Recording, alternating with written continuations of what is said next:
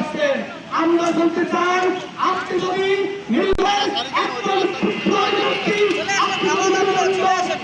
প্রধানমন্ত্রী থাকেন, মন্ত্রী এসেছিলেন তখন পাশে ব্যক্তিদের তার প্রতিবাদ স্বরূপ মন্ত্রীরা যাওয়ার পরেই পানির যখন তিস্তা মহাপরিকল্পনা বাস্তবায়ন কমিটি আজকে মানববন্ধন করার ঘোষণা দিয়েছে, সরকারের পক্ষ থেকে তাড়াহুড়া করে গতকাল 2 জন ক্যাবিনেট মন্ত্রী, একজন প্রতিমন্ত্রীর সফর অনুষ্ঠান গতকালকে হয়েছে। আমরা তাদের এই সফরকে সাধুবাদ জানাই। আমরা মনে করি সরকারের সদিচ্ছা হয়েছে। আমরা আজকে এই মানববন্ধন থেকে সরকারকে জানাতে চাই, আর কোনো বিলম্ব নয়, অনতি বিলম্বে তিস্তা মহাপরিকল্পনা বাস্তবায়ন দেখতে চাই।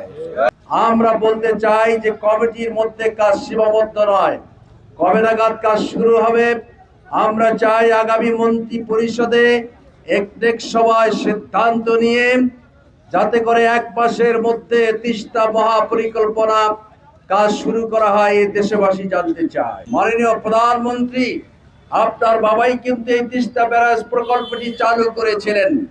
সুতরাং আপনার বাবার অনুসরণ করে তিনি দেশ ও জাতির স্বার্থে বাংলাদেশে অনেকগুলো পরিকল্পনা গ্রহণ করেছিলেন।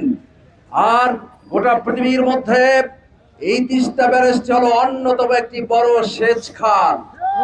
আমরা চাই আপনি যেহেতু প্রধানমন্ত্রীর পদে অধিষ্ঠিত হয়েছেন, আপনার আমলেই তিস্তা মহাপরিকল্পনাটি অতি দ্রুততম সময়ে বাস্তবায়ন করবেন।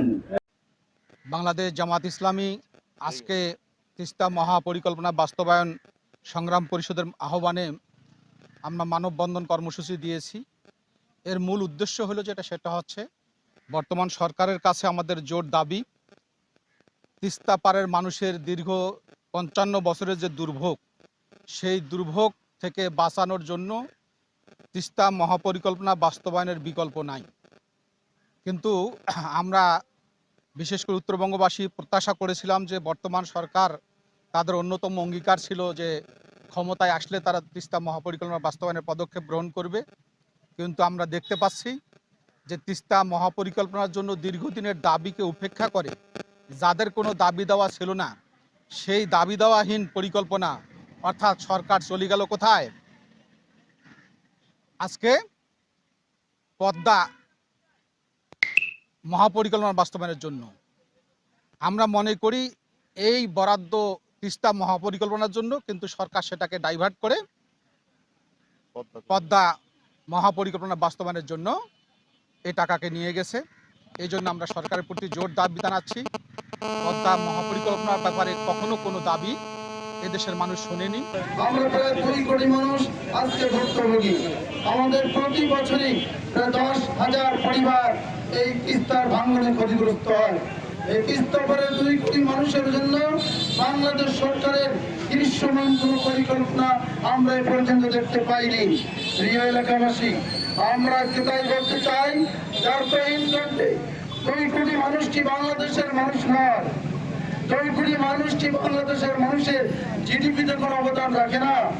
2 কোটি মানুষ কি বাংলাদেশের যে 9,35,000 কোটি টাকার 35,000 কোটি টাকার যে বাজেট, সেই বাজেটের মধ্যে আমাদের কোনো অংশীদারিত্ব নেই? আমরা যে সরকারের কাছে জানতে চাই, তিস্তা মহাপরিকল্পনা কতদিনে বাস্তবায়ন হবে, কতদিন